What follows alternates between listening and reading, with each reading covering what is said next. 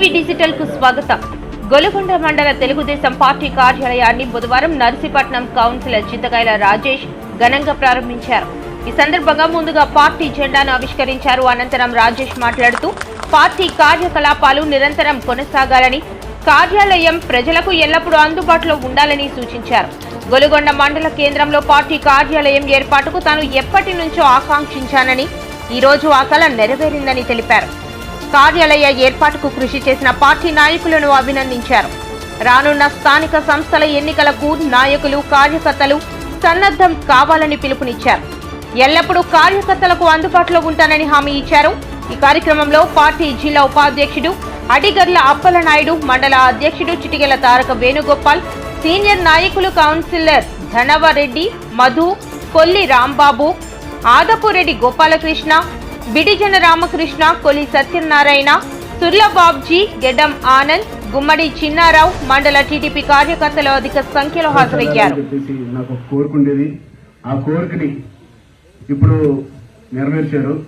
అదే ఇప్పుడు అద్దెకి తీసుకున్నారు. అద్దెకి కాకుండా మనం సొంతంగా ఒక మండల హెడ్ క్వార్టర్స్ లోని ఒక టీడీపీ పార్టీ కార్యాలయం పెట్టాలని చెప్పేసి నా ముఖ్య ఉద్దేశం.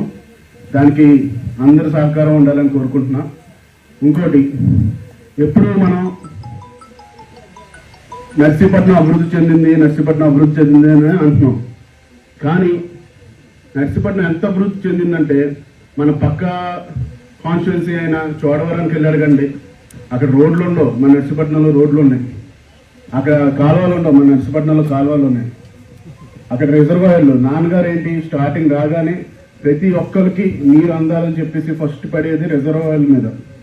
మన తాండవ రిజర్వాయర్ పైన, మన రవణాపల్లి రిజర్వాయర్ పైన ఫస్ట్ ఫోకస్ వచ్చేసి వాటిపైన. ఎక్కడ ఉన్నా కానీ, అరే ఈరోజు వర్షం పడిందా లేదా, రిజర్వాయర్లో నీరు ఎంత ఉంది, లేకపోతే దాని గేట్లు ఉన్నాయా లేవా, లేకపోతే ఏమైనా బాగు చేయాలా లేవా అని ప్రతి ఇది కూడా కనుక్కునే ఉద్దేశం గల ఆయన అయినపాదుడు గారు.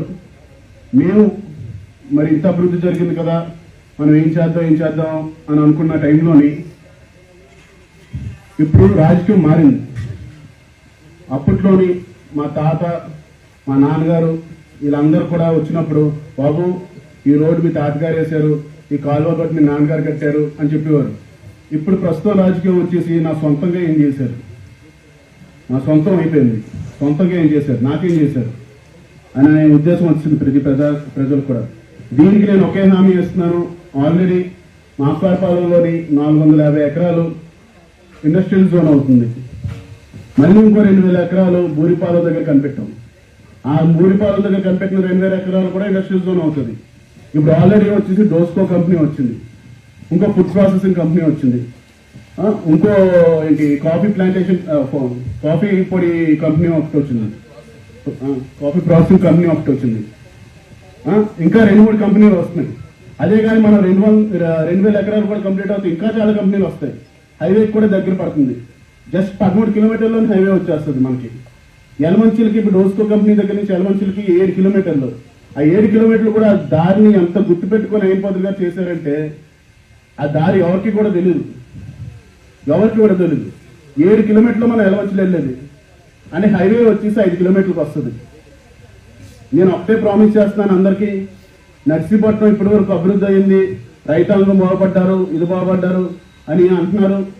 అభివృద్ధి అయింది, కానీ ఒకటే ప్రామిస్ ఏంటంటే, ప్రతి ఒక్కరికి ఉద్యోగం వచ్చేలాగా, ప్రతి ఆ రైతు బిడ్డలకి, లేకపోతే నర్సీపట్నం నియోజకవర్గంలో ఉండే జనాలకి, వాళ్ళ బిడ్డలకి ఉద్యోగం వచ్చేలాగా నేను చేస్తానని చెప్పేసి నేను ప్రామిస్ చేస్తున్నానండి.